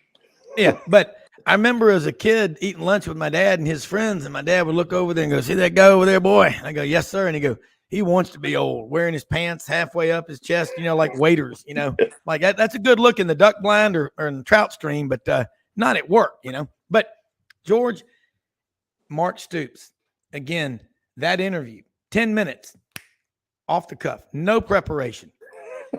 What I see a lot of times today, and you listen, someone told me that broke down our podcast. He said, you do it right, it's more structured.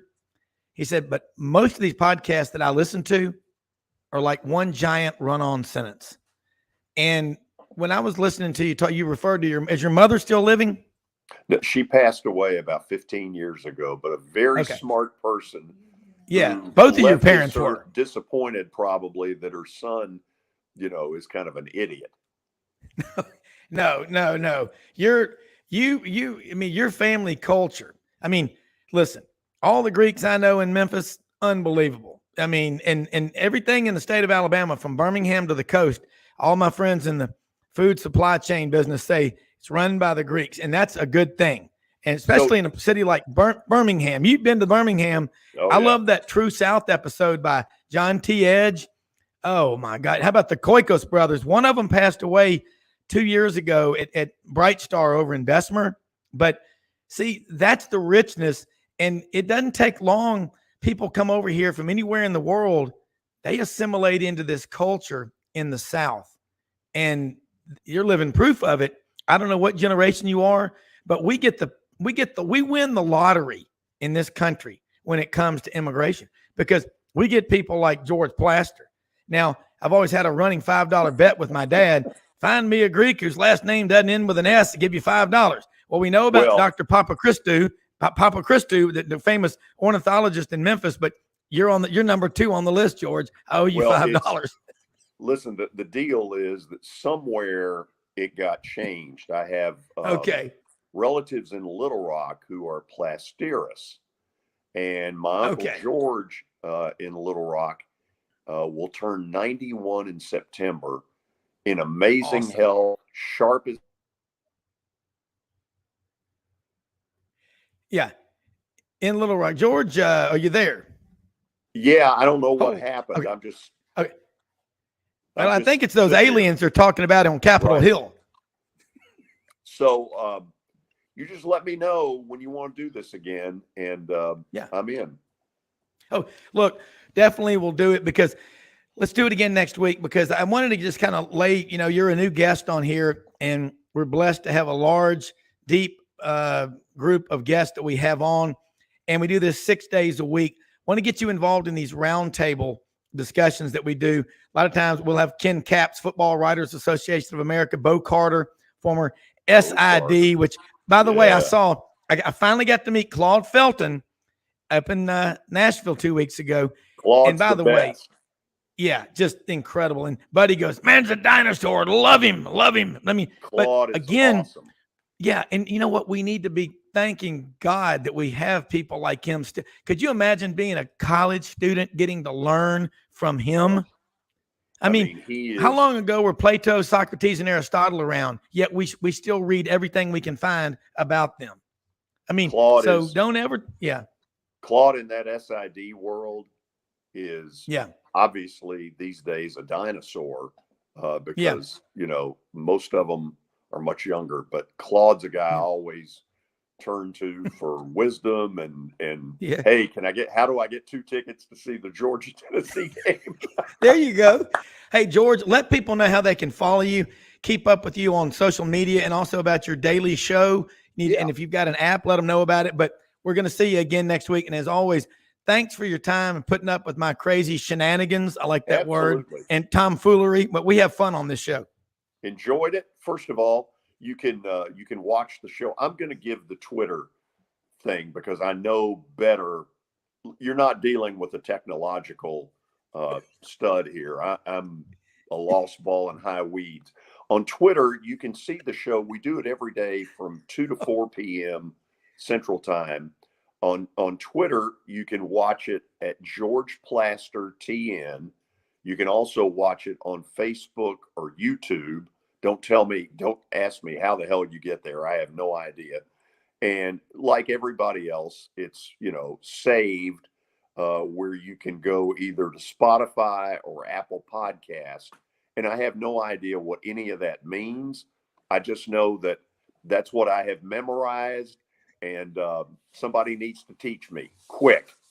Yeah. Well, as I always like to say to my dad, as an architect, and he's brilliant, but I say, how many gigabytes of DRAM do you have? He goes, boy, speak English. Hell if I know. I don't know. Hey, look, thanks so much, George. I'm going to be listening to your show today. Appreciate you taking time to join us. Got a ton of respect for what you do, and that's why we're going to bring you back on. And we're going to take a quick commercial break, be back with Rodney or Tighter Insider right after this on Tuesday, Sidelines. Thanks, Rob.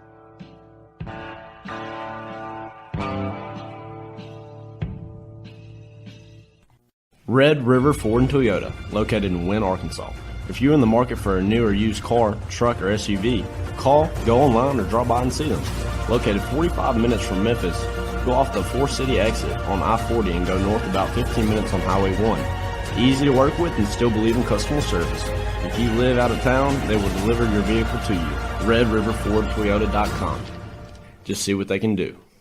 Strengthen your seed zone this spring with quality tillage equipment from House Industries. Located in Cherry Valley, Arkansas, House Industries specializes in manufacturing superior equipment that will minimize your downtime and keep you working in the field. To ensure the highest quality control, all design, fabrication, and testing takes place in a 99,000 square foot manufacturing facility located right here in the heart of the Delta. Locate your nearest House equipment dealer online at houseindustriesinc.com. House Industries, breaking ground. Sidelines with Rob Browne. Talk sporty to me.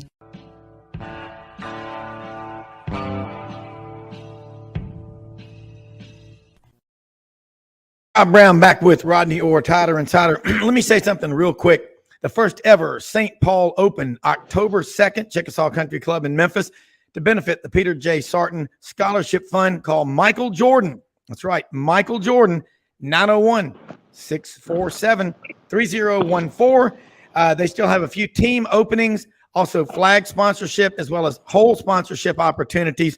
They need money, participants, items donated in lieu of cash. They raised a good bit of money so far. They want to get more. Peter J. Sarton, Bishop Sarton, known to the Catholic community in Memphis, a truly great man, and they do great work. So want to get out and support the first annual St. Paul Open. If you went to St. Paul, Bishop Browne, or you're just Catholic, or you want to support a great cause, get on board right now. Rodney, man, we're 32 days away. And I know 32 days away, and you think about it, and nobody's keeping track, but that's 768 hours from the start of college football season. And I'm keeping track, and I'm sure there are other people are too. The summer flying by, but college football is here, and there's all kind of storylines and narratives out there. But you know what? It's like Lane Kiffin said at media days, and everybody, Nick Saban didn't forget how to coach. He may be 71, but he's young. There are going to be challenges like there are every year, and everybody's talking about the quarterback position, and even had a wild card thrown out yesterday by one of our guests that it may be the true freshman that starts at quarterback. But nobody knows better than Tyler Insider's Rodney Orr about what's going on in Tuscaloosa. Well, Rob, I appreciate it. Now, first of all, tell me, who was your guest that predicted Dylan Lonergan, I suppose? Yeah, let me see. Let me go back and see who it was yesterday. Man. Yeah.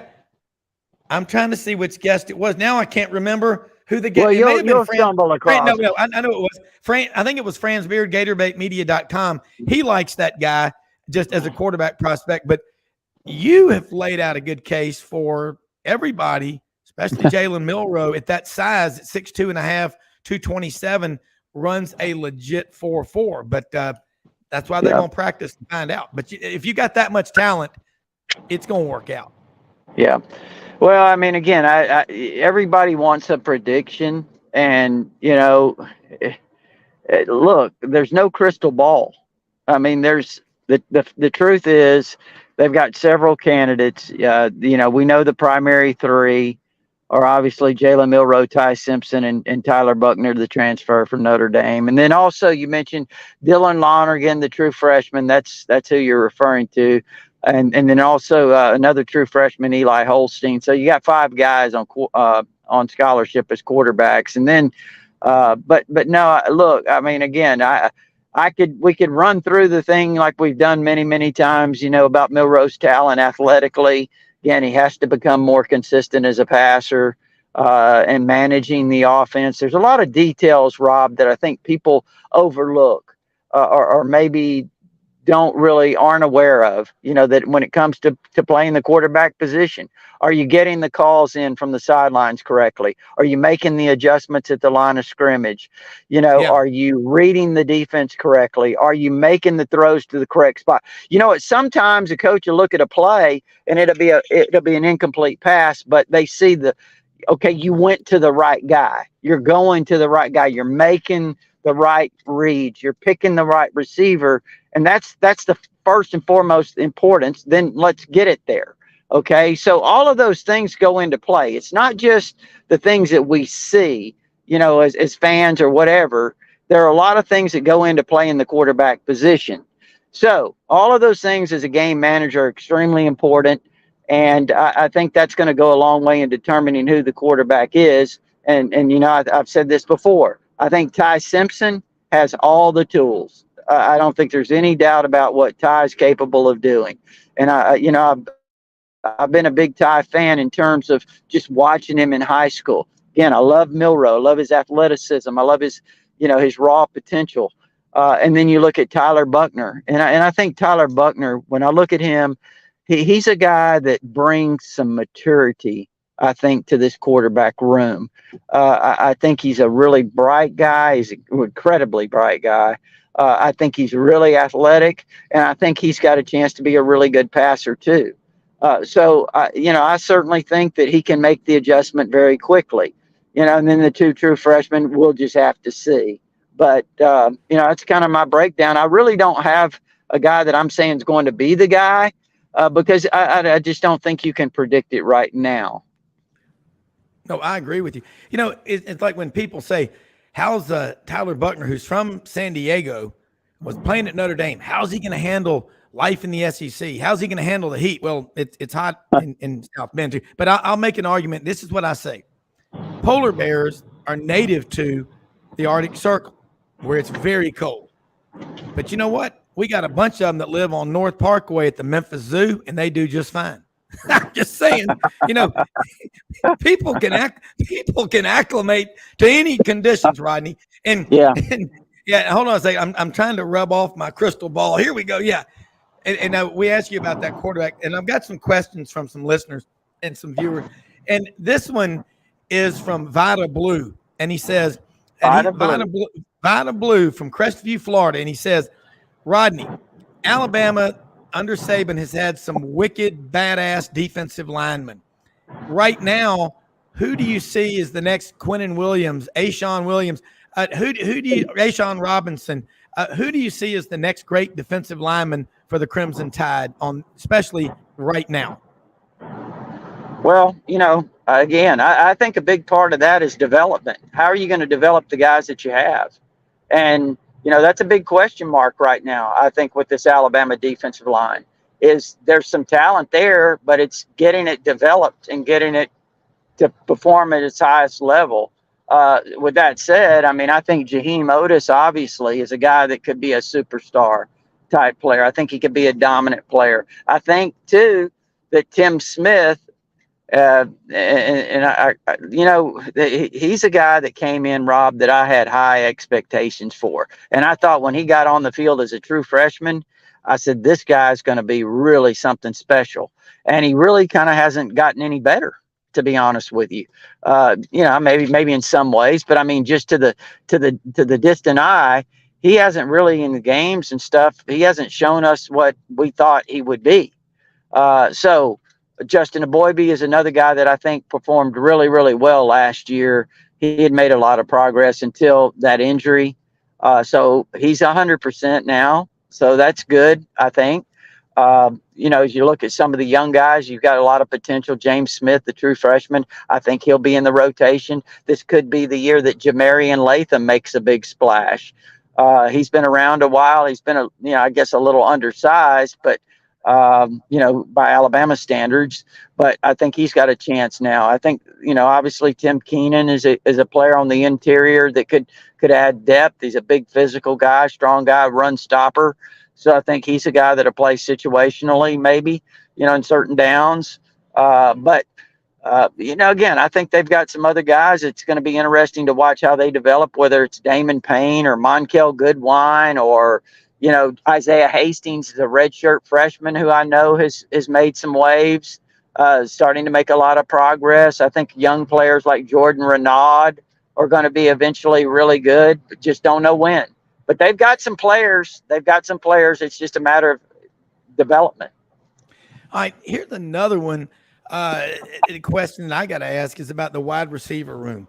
Ja'Cory Brooks, everybody remembers him from third and a mile at the 3-yard line, the 97-yard drive, the tie of the Iron Bowl. Alabama ultimately won in 4 overtimes.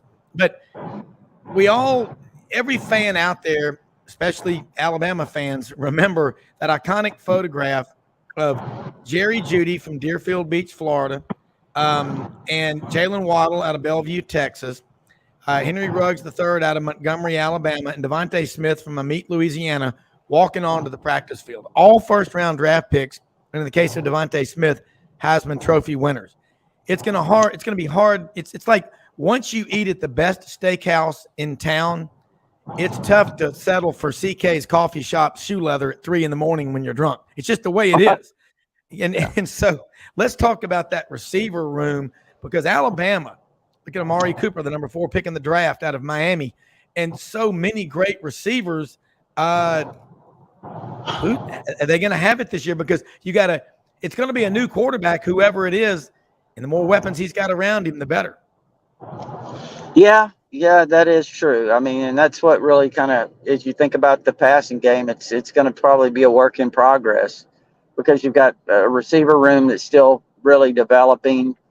You've got a new quarterback, new offensive coordinator, all of those things. That's, as you look at it, there's some potential bumps in the road there in terms of, them all starting to mesh together. And that's why that Texas game is so big early to me.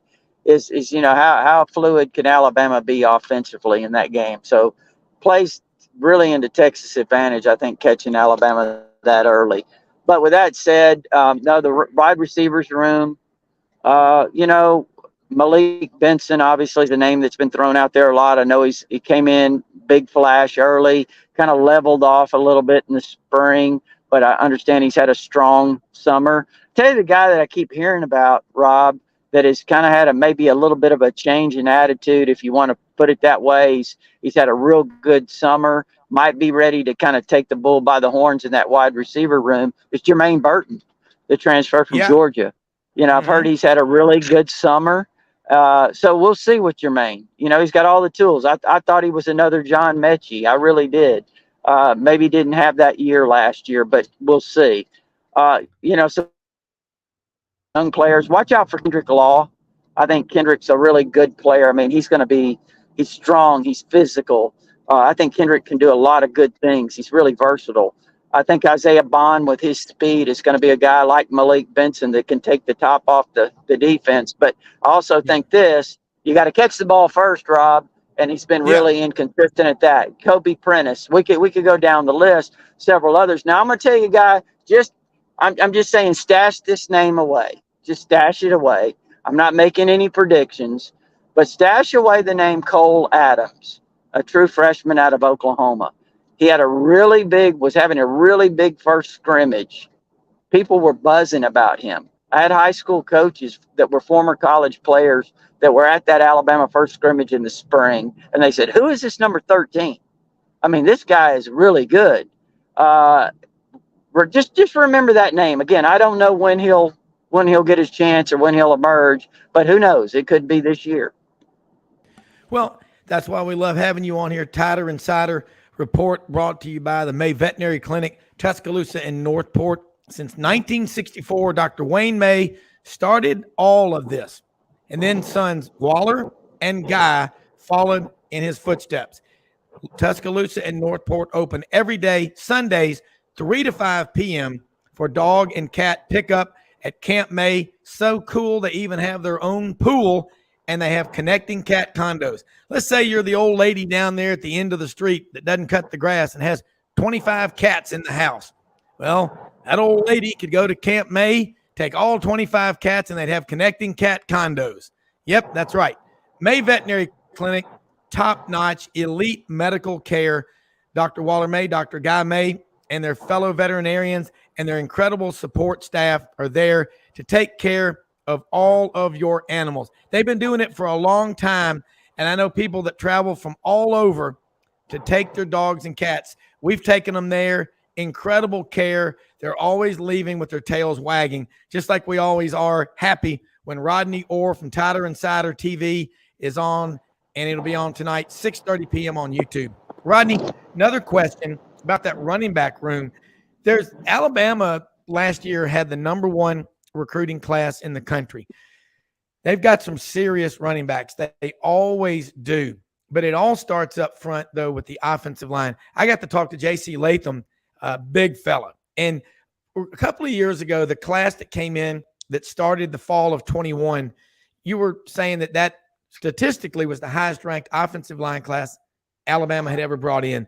J.C. Latham seems to be the best one out of that crew.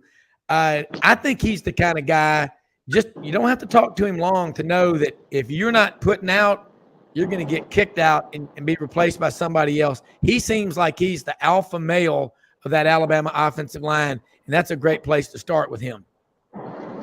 Yeah, and it kind of goes to show you about recruiting rankings too, Rob, because Yeah. that group right now, you got J.C. Latham, and as I'm thinking about the potential starters, he may be the only one of that group right now. Now Yeah. there's T.J. Ferguson is still in the mix, and a Yeah. couple others, but it didn't quite turn out that way. But no, I think he's a guy this is his opportunity. This is J.C. Latham. He's a rising junior. So a lot of expectations from him at right tackle. He's a guy that can be a leader in that room. I tell you, though, who the real guy to keep an eye out for, that he played right next to J.C. Latham at IMG Academy, and that's Tyler Booker.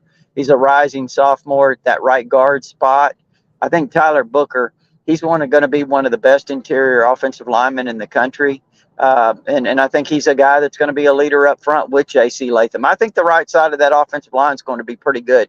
And I saw a picture, Rob, of a group of the Alabama offensive linemen. And I tell you, that Seth McLaughlin now at center, one of his big problems or issues has been that, he's kind of undersized. He's really smart. He's really quick. He's got a lot of attributes, but he didn't have a lot of size to him. He is really beefed up over the last year. You can see he's added some really good size. So to those Alabama fans out there who are, wondering about David Ballou and the job he's doing in the strength and conditioning program, I mean, I think Seth McLaughlin is one guy that's a good example of how well David Ballou is developing these guys. And there's some other good stories too. Jaheim Otis has lost over 100 pounds since he got here. Miles McVay is a true freshman offensive lineman who's lost like 50 or 60 pounds. Looks great. So, I think that's a real key is like you said, that offensive line.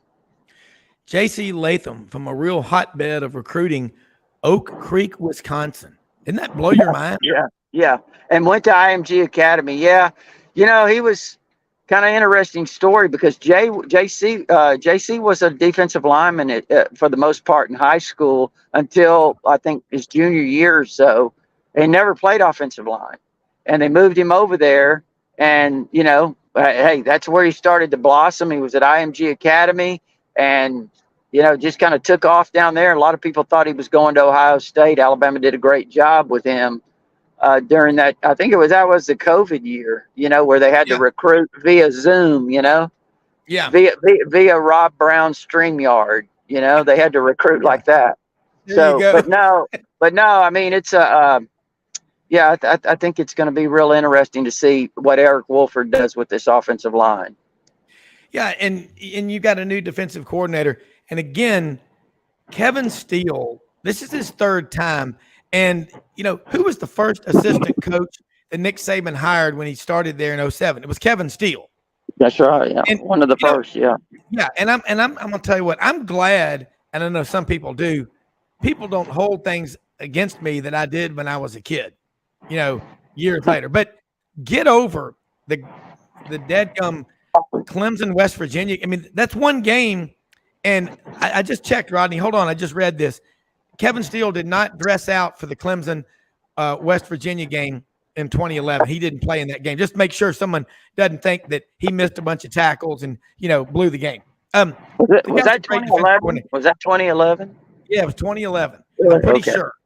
So, Okay. But everywhere Kevin Steele goes, things get better. I mean, think about it. Tennessee, as soon as it didn't work out at Auburn, they immediately hired him as their interim coach. He played at Tennessee. It's where he graduated from. Yeah. And so he's back. And I want you to talk, and I've got a lot of questions coming in. They're going, Rob, J.C. Latham, offense, Alabama's going to score points. They always do. But defensively, can Alabama have a 2015, 2016 type of team where they're run heavy, physical on both lines of scrimmage, and get to the college football playoff? Because never has there been more than a 3-year period where Nick Saban and Alabama did not win a national championship. Talking to Rodney Orr, Tighter Insider, folks, only $48 a year. If you're not a subscriber to Tighter Insider, you're not a Tighter Insider. So be a subscriber to Tighter Insider. Say that 5 times real fast, Rodney. I can't even do it twice. Well, No, your question about can they be a 2015 or 2016 team? I mean, first of all, I mean, those are two of the best defenses Alabama's ever had. Nick Saban's ever had. I mean, those were outstanding defenses, and the personnel was out of this world. But I think they can be really good defensively. I think the game's changed a little bit since then. I think it's you play some in these big games. You're going to play teams that can score points. Yeah, offensively, they're going to be explosive. So I don't think that you're going to be able to stop everybody, like that. Even those teams when they face the teams that could really do things offensively with a good quarterback, they had some issues. With that said, as far as just run the football, look, I think they're going to do whatever they feel like they have to do to win games. Okay. And it may come down to personnel in terms of, what the balance is offensively. I mean, again, I think if you want to win big, if you want to, let's just put it this way. We know Georgia's got pretty much a cakewalk through the East, okay?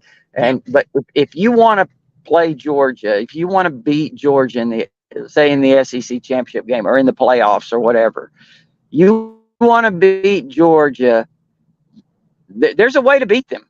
There's a way. I'm going to say something here, Rob, a lot of people might laugh at. There's a way to make their defense look average.